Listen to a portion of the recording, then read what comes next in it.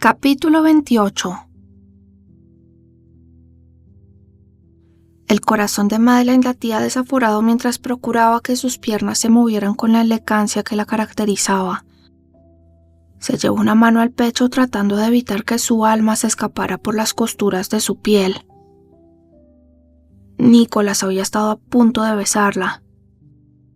Lo había visto en su mirada, igual que lo había vislumbrado tantos años atrás. Y como entonces, ella estaba deseando que lo hiciera, solo que esta vez le pudo el miedo. Ahora no era una chiquilla incapaz de controlar sus impulsos, aunque le hubiera costado la misma vida pronunciar aquella estúpida frase sobre los periódicos, con la única finalidad de desviar su atención. De lo que no estaba segura era si se trataba de la atención de Nicholas sobre ella, o la suya propia sobre él.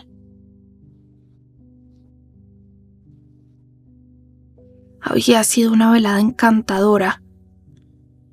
No había mentido a ese respecto. La charla había resultado amena e interesante, mucho más extendida de lo que esperaba. Se había sentido incluso cómoda.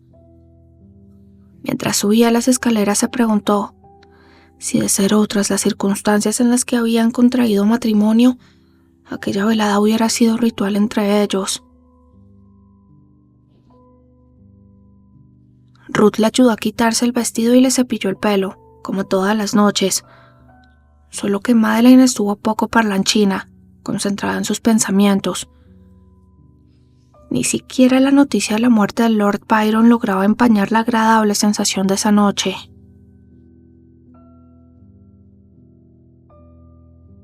Nicholas no había conseguido descansar lo suficiente. Se había acostado tarde después de acudir al baile, donde una encantadora Isobel le hizo olvidar, al menos momentáneamente, la extraña escena en la biblioteca. Pero al regresar a su hogar, la imagen de Madeleine volvió a asaltarle, y se quedó con él hasta que al fin logró dormirse. Por la mañana ese episodio parecía solo un retazo de sueño, algo que en realidad no había ocurrido. Y así habría continuado siendo si justo entonces no hubiera llegado carta de su madre desde Brighton. Maud Hancock se había retirado allí junto a su hermana Margaret, y ambas parecían disfrutar de un retiro la mar de interesante, a juzgar por las cartas que recibían. Soirées, exposiciones, reuniones para jugar el bridge. Cuando el tedio las vencía se instalaban unos días en la ciudad, hasta que el bullicio las hacía añorar su tranquila vida junto al mar y regresaban de nuevo. En esta ocasión su madre se disculpaba por no poder acudir a Londres de inmediato, como era su deseo, ya que tía Margaret se encontraba un poco delicada de salud y no quería dejarla sola. Esa situación no era inusual y no le llamó la atención.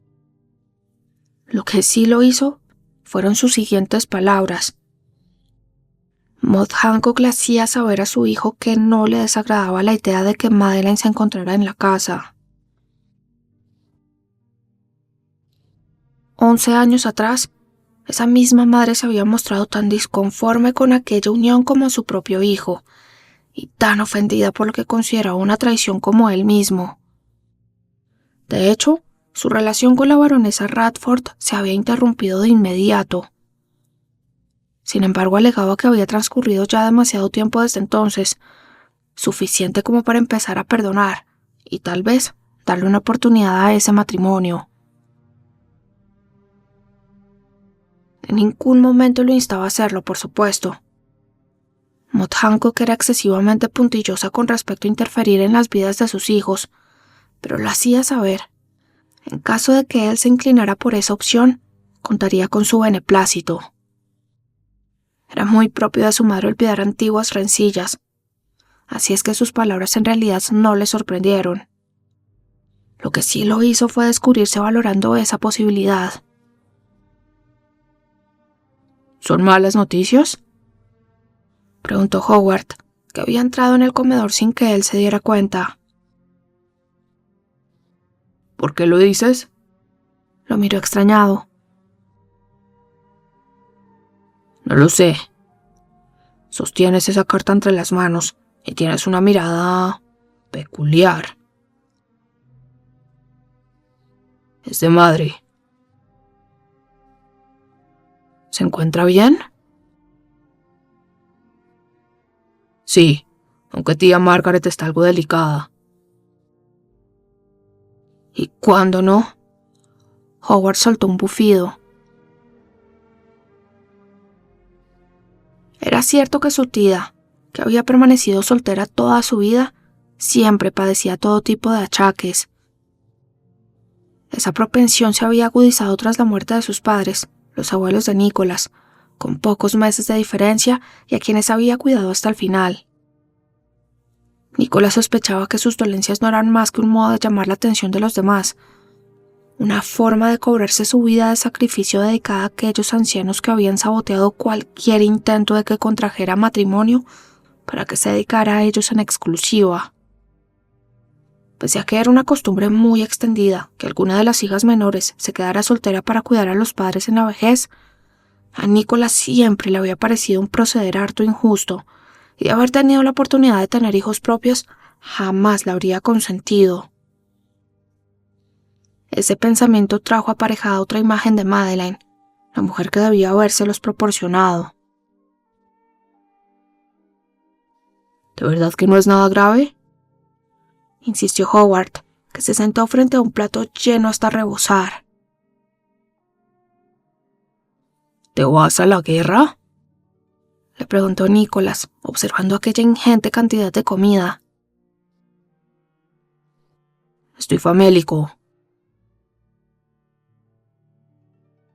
¿La cena no fue bien? Los Stuart han perdido a su chef, que se despidió ayer mismo después de una discusión con Lady Stuart.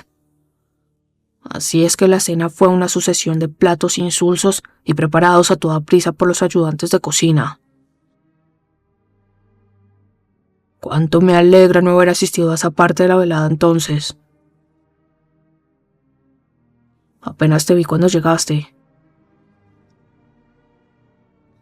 Nicholas se encogió de hombros. Había bailado bastantes piezas y luego salido con Isobel al jardín, durante mucho más rato de lo esperado. Ahora que lo pienso, tampoco vi a Lady Webster, añadió con una sonrisa pícara. Howard, le avisó su hermano. Sí, ya lo sé. ¿Qué es lo que sabes?, preguntó Patrick desde la puerta. Llegaba solo. Al parecer las mujeres de la familia habían decidido levantarse más tarde que sus maridos. Nada, contestaron Howard y Nicholas al tiempo, lo que aún escamó más a Patrick. ¿Dónde te metiste anoche?, inquirió Patrick, dirigiéndose a su hermano mayor, mientras se servía un desayuno tan abundante como el de su hermano mediano. Howard no pudo evitar soltar una risotada, y Patrick se volvió hacia ellos, extrañado. ¿He dicho algo gracioso?, preguntó con las cejas alzadas y mirando a Nicholas.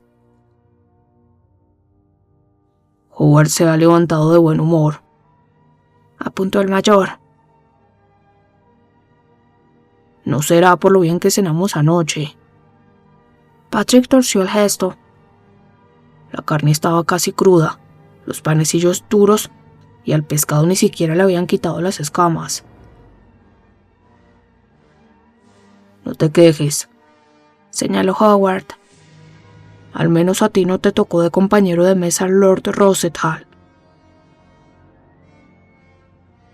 Si tuviera una copa de champán brindaría por ello. Patrick tomó asiento y se preparó para saltar el plato. Ese hombre no sabe hablar de otra cosa que no sean sus perros. Y su esposa de nada que no sean sus hijos, apuntó Nicholas, que conocía bien aquel matrimonio de mediana edad. ¿Nosotros somos así de aburridos?, inquirió Patrick, con el tenedor a medio camino de su boca. «Ellos no te tienen a ti para amenizar sus veladas», respondió Howard con sorna. «Muy gracioso», farfulló Patrick con la boca llena. Durante unos minutos, Nicholas se permitió disfrutar de la compañía de sus hermanos, cuyas bromas lograron incluso hacerle reír.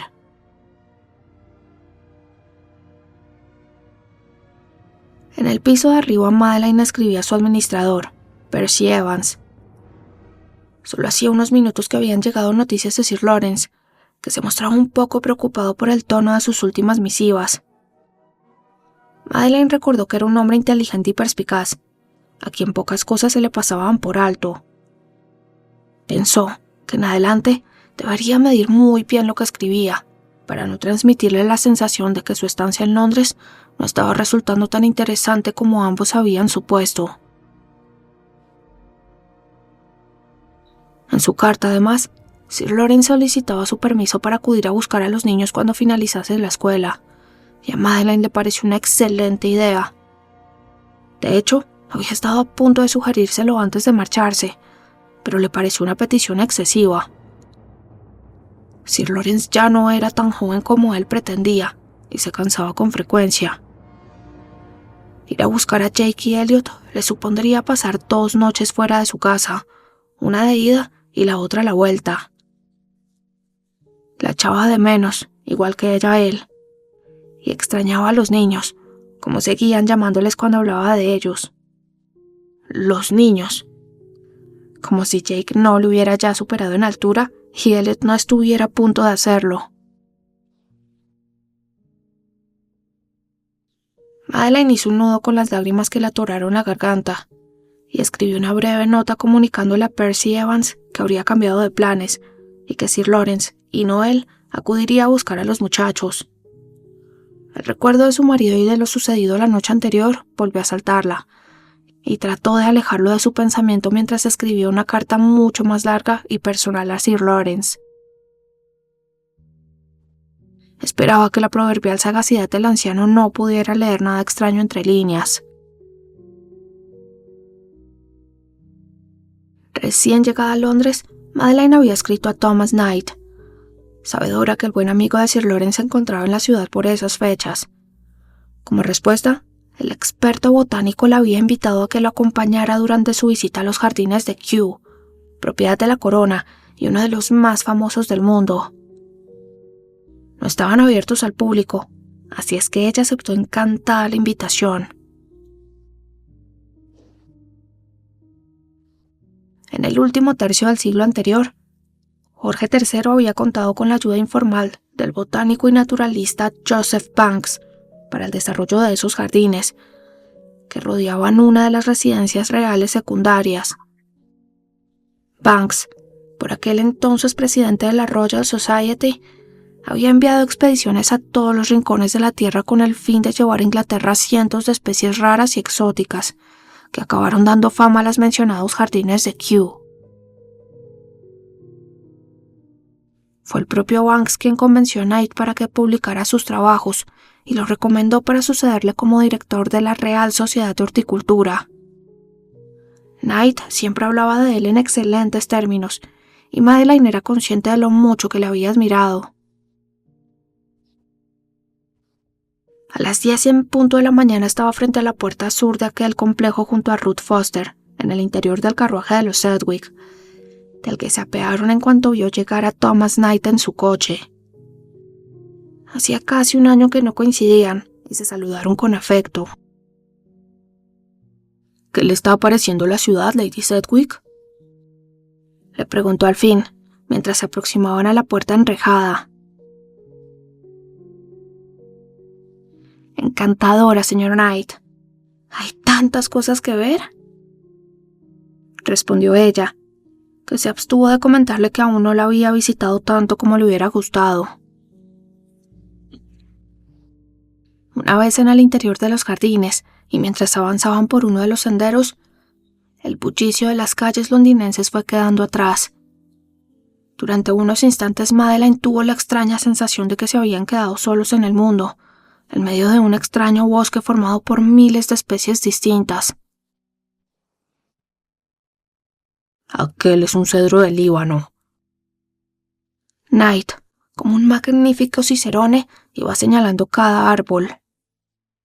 Y eso es una acacia, traída desde Australia. En medio de aquel silencio solo se escuchaba el rumor de los pasos y la voz del botánico.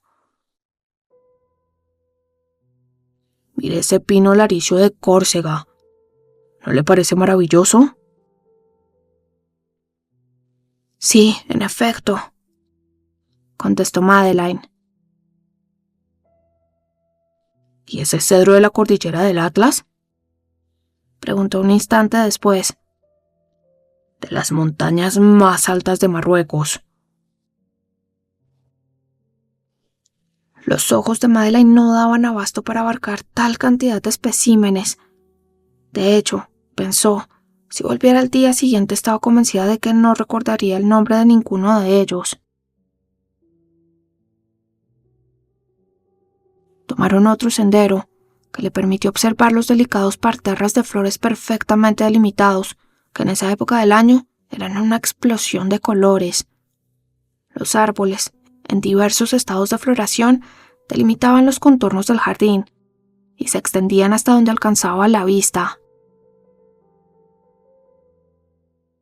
¿Qué tal se encuentran los muchachos?, preguntó entonces el botánico. Deseando que acaben las clases para volver a casa, repuso ella con un suspiro. Jake me escribió hace unos días para enviarme copia de un trabajo que había presentado en una de sus clases. Oh, no me había contado nada. Ese chico tiene una mente despierta y muchas ganas de aprender. Me recuerda a mí mismo a su edad. Es un gran cumplido por su parte, señor Knight. Madeline no pudo evitar sentirse orgullosa de los avances de su pupilo.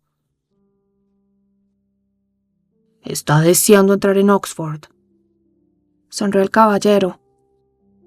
Decididamente me hace pensar en mí a sus años. Estaba tan ansioso de aprender que soñaba con escaparme y colarme en la universidad para poder asistir a las clases a escondidas. Confío en que Jake tenga paciencia para esperar. Oh, sin duda alguna. Es un joven juicioso. ¿Qué tal le va a Elliot? Es su primer año en el King Edwards, ¿verdad? Me temo que le está costando un poco más adaptarse. Reconoció a su pesar. Con Jake fue muy fácil. A veces me parece que incluso demasiado. Sus primeras cartas ya estaban llenas de anécdotas y se mostraba ilusionado con todo lo que iba aprendiendo. Elliot es más parco, apenas cuenta nada. Jake dice que no me preocupe, que está bien, pero estoy deseando verle de nuevo y asegurarme de que es cierto. Estoy seguro que sí, milady. Thomas Knight giró la cabeza en su dirección y le dedicó una sonrisa sincera.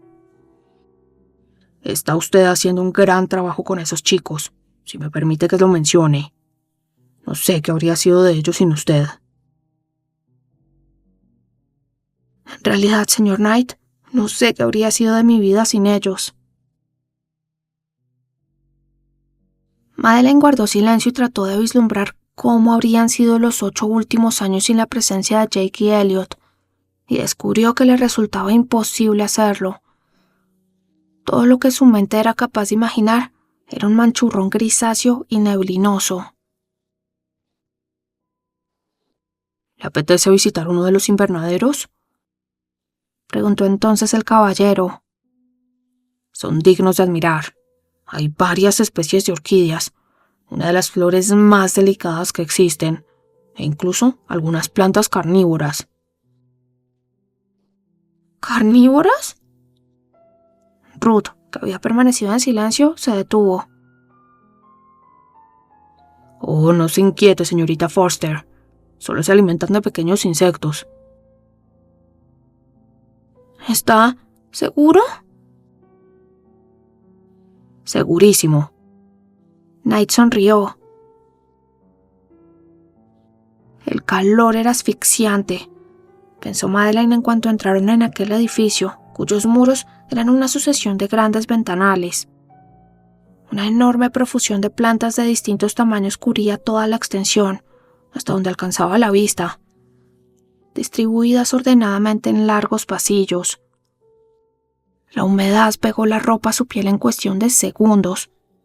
Ruth se disculpó y decidió esperar fuera, y Madeleine no puso ninguna pega. Dudaba mucho que pasear unos minutos a solas con el señor Knight por aquel paraje fuese a dañar su reputación de manera irremediable. Eso pensó al menos hasta que vio a un hombre elegantemente vestido observando de cerca una de aquellas extrañas y bellísimas flores que Knight había llamado orquídeas. No pareció escuchar cómo se aproximaban y solo alzó la vista, un tanto sobresaltado cuando ya estaban casi a su altura. Se trataba de un hombre alto y delgado, de barbilla prominente y con abundante cabello castaño. Su nariz, algo ganchuda, le daba personalidad a su rostro, en el que destacaban además sus ojos azul claro y ligeramente saltones. Devonshire. Le saludó Knight, tendiéndole la mano. No esperaba encontrarle por aquí. Solo he pasado a observar las orquídeas, repuso el hombre tras responder al saludo. Luego se giró hacia ella. Buenos días, milady. Oh, disculpen. No sé por qué tenía la impresión de que ambos debían conocerse. Se lamentó Knight. Lady Sedgwick, permítame que le presente a William Cavendish, duque de Devonshire, un gran aficionado a la horticultura. Así es que aquel era el hombre en cuya casa iba a celebrarse la fiesta en honor al rey. Se trataba sin duda de uno de los personajes más ilustres y ricos de Gran Bretaña, y verla allí, admirando una simple flor, era probablemente el último lugar en el que ella había esperado encontrarle. Lady Sedgwick, es un placer. Tomó su mano enguantada y se la llevó a los labios, aunque sin llegar a rozarla con ellos. Devonshire, ¿recuerda que le he hablado en alguna ocasión de una extraña especie de rosa, cuyo color es prácticamente negro? Preguntó Knight. ¿Cómo olvidarlo? Contestó el duque, que la miró como si se disculpara por el extraño cambio en la conversación. Madeleine se dio cuenta de que inclinaba un poco la espalda y giraba la cabeza con disimulo, como tratando de no perderse ninguna palabra. Se preguntó si tendría algún problema de oído. Lady Sedgwick es quien cultiva esas flores en su propiedad en Herefordshire. ¡Oh! Los ojos del duque se abrieron por la sorpresa. Permítame decirle que llevo tiempo deseando contemplar esas rosas de las que tanto me ha hablado nuestro amigo, pero hasta hoy no había conseguido que me confesara dónde podía encontrarlas. Madeleine dirigió a Knight una mirada ambigua. Le había pedido que fuese discreto, temerosa de que sus rosas llamaran la atención en Londres, y él había cumplido su parte, al menos hasta ese momento. Le ruego que me disculpe, milady. Las mejillas de Knight se habían encendido. Ha sido una indiscreción por mi parte. Debo suponer que la dama pretendía guardar el secreto, dedujo el duque con acierto. Así es, contestó el botánico contrito. Permítame decirle entonces, milady, que su secreto permanecerá a salvo conmigo, dijo con una pequeña reverencia. A cambio de 2 condiciones. ¿2 condiciones? Balbuceó ella. Volvió la vista hacia Knight, que fruncía ligeramente el ceño, seguramente a la espera de las peticiones del duque. La primera es que me haga llegar un ramo de esas rosas para la fiesta en honor al rey, le dijo. La segunda es que me permita visitar su jardín en Herefordshire en alguna ocasión. Madeline sonrió sin tapujos, y a su lado notó el alivio también en el botánico. Será un placer aceptarlas, milord. Trato hecho. El duque le tendió la mano y ella se la estrechó, aunque él acabó llevándola de nuevo a sus labios, y esta vez sí posándolo sobre la suave tela del guante. Aquí dentro hace demasiado calor. ¿Te apetece que salgamos afuera? Estoy deseando que me cuente cómo ha logrado obtener un color tan inusual. Al final salieron los tres, y durante el resto de la mañana continuaron recorriendo los jardines. El duque resultó ser un hombre instruido y un gran amante de la botánica, capaz de identificar casi todas las especies que adornaban aquel exótico paraíso. Madeline le habló del modo en que había hallado las rosas Esbelt y de cómo, entre su jardinero y ella, habían logrado que todo el jardín se llenase de ellas. Luego, a instancias una vez más de Knight, hablaron sobre los manzanos de su propiedad, donde al parecer tenía algunos ejemplares que ya eran muy difíciles de encontrar. El botánico ya se lo había mencionado en alguna ocasión, y Devonshire mostró un vivo interés en contemplarlos también. El duque insistió en invitarles a almorzar, pero Knight tenía un compromiso previo, y Madeline no deseaba ausentarse durante tantas horas, aunque con gusto habría pasado el resto de la jornada con ese hombre tan sumamente interesante. Esa noche Nicholas había acudido a ver a su amante, que se mostró tan desinhibida como siempre. Después de hacer el amor, Isobel se cubrió con una bata semitransparente y unos preciosos botines de tacón y se sentó frente a él, dejando al descubierto el nacimiento de sus senos. Picotearon de unos canapés que ella había mandado preparar y bebieron vino en abundancia. La luz de las velas arrancaban destellos de su pelo castaño y hacían brillar sus ojos melosos. Isobel introducía los pequeños bocados entre sus labios con una sensualidad que despertó los deseos de Nicholas, otra vez. Sin embargo, procuró mantener a raya sus impulsos. Había algo importante que debía hablar con ella. Isobel, quisiera comentar un asunto contigo.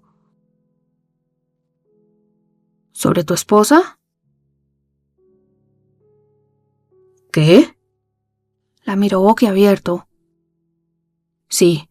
¿Cómo lo sabes? Tengo mis fuentes, reconoció ella manteniendo el misterio. El rey expresó sus deseos de conocerla, y no me quedó otra opción que hacerla venir de inmediato. Pero se marchará después de la fiesta de Devonshire. Sí, en efecto. Realmente estaba muy bien informada. ¿Y qué es lo que te preocupa entonces?, preguntó ella, que se pasó la lengua por los labios húmedos en un claro intento de desestabilizarle. Nada ha cambiado entre ustedes, ¿no es cierto? Nada. No es como si me hubieras ocultado su existencia, Nicholas. Repuso y colocó su mano sobre la de él, extendida sobre el mantel. En unos días todo volverá a ser como siempre. En unos días celebraremos una fiesta en la mansión Sedgwick. Creo que debería habértelo comentado mucho antes, pero lo cierto es que últimamente he estado demasiado ocupado y... No es necesario que te excuses, querido. Me portaré bien. No, yo... Nicholas hizo una pausa, buscando bien las palabras que quería decirle. La lista de invitados no es muy larga, y yo creí conveniente no incluirte en ella. Me pareció que la situación resultaría demasiado incómoda para todos. Oh, pero yo sí que estaré. ¿Qué? Beatrice me ha hecho llegar la invitación hace días, y le contesté que sí, por supuesto. Siempre es un placer asistir a una fiesta en la mansión Sedgwick. ¿Beatrice le había enviado una invitación? Nicholas no salía de su asombro. Habían acordado juntos que lo mejor era que Lady Webster no asistiera. Debía de tratarse de un error que ahora él debía subsanar. Isabel, te agradecería que por esta vez declinaras la invitación. No puedo hacer eso, querido. Ella bebió de su copa, observándolo con fijeza. Ya me he comprometido a asistir, y mi prima Dora me acompañará. Como comprenderás, ahora no puedo desdecirme. Todas mis amistades saben que estaré allí. Pues invéntate una jaqueca, le dijo con más dureza de lo que pretendía. ¿Qué te ocurre, querido? Le dio un poco la cabeza y le dedicó una sonrisa que pretendía ser tímida, pero que Nicholas sabía que solo lo aparentaba. Cualquiera diría que temes que tu condesa se tome a mal mi presencia. Sabes que hay personas que conocen nuestra aventura. No quiero que seamos el centro de atención esa noche. No eres el primero, ni serás el último que debe compartir la velada con su esposa y su amante. En nuestro círculo es más habitual de lo que supones. Tal vez sí, pero no me apetece formar parte de esa estadística. Te preocupas demasiado, amor, le dijo ella, que se levantó a acariciarle el rostro, dejando sus esbeltas piernas al descubierto y prácticamente la totalidad de uno de sus senos. Nicholas, sin embargo, no estaba de humor para carantoñas. ¿Me prometes que lo pensarás al menos? No hay nada que pensar, Nicholas. Además, creo que especialmente en una noche así me necesitarás a tu lado. Nicholas lo dudaba mucho. No podía imaginarse siquiera en qué circunstancias podría necesitar a Isobel a su lado, excepto para un rato de solaz, que precisamente aquella noche no pensaba permitirse. Solo faltaría que algún invitado lo sorprendiera en una situación indecorosa, en su propia casa y con su esposa presente. Aparte de los ratos de cama y de algunos bailes, Isobel y él apenas habían compartido ninguna otra cosa. No mantenían largas charlas sobre algún tema que interesara a ambos, y cuando él sentía la necesidad de explicarle alguna de las preocupaciones que le acarreaba su vida diaria, ella siempre acababa desviando la atención y seduciéndole para callarle.